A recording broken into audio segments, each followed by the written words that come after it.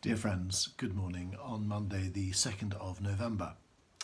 It was with a heavy heart that I listened to the Prime Minister's announcement of another month of lockdown on Thursday, and I felt it all the more yesterday when 90 of us gathered at St Matthew's and another 40 or so at the Minster to know that we won't be able to meet together in person for at least another 4 weeks felt very sad.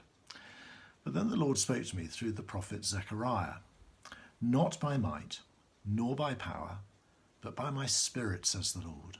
That's Zechariah chapter 4, verse 6. This word from the Lord was originally for the governor of Judea, Zerubbabel, who had the job of rebuilding the temple in Jerusalem after the return from exile in Babylon. It was hard and discouraging work. There were lots of setbacks and problems. The new temple was never as magnificent as Solomon's great temple, and it would have been so easy for Zerubbabel and the rest of the people to despise the day of small things, as Zechariah calls it.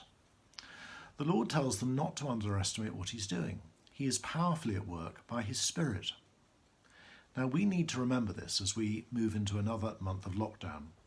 It seems like a day of small things. I found myself wondering why more people are not turning to the Lord in the midst of a pandemic which seems to be way beyond even the greatest scientific and medical minds in the world.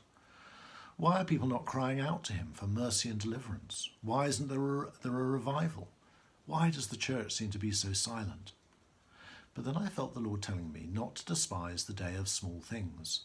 He is at work, not by might, not by power, but by his Spirit.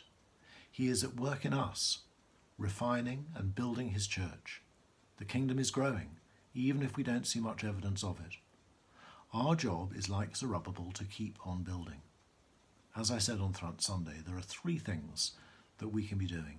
First, let's keep on reading our Bibles and praying so that we hear God speak to us by his Spirit and we talk to him. This will help us to trust his Spirit to work through us. Secondly, let's keep on loving, praying for and supporting each other by keeping in touch, being committed to our small groups and joining online church on a Sunday. And thirdly, let's keep on reaching out to our neighbours and friends who are not believers, loving and serving them in any way that we can, and pray that we'll have opportunities to give a reason for the hope that we have within us.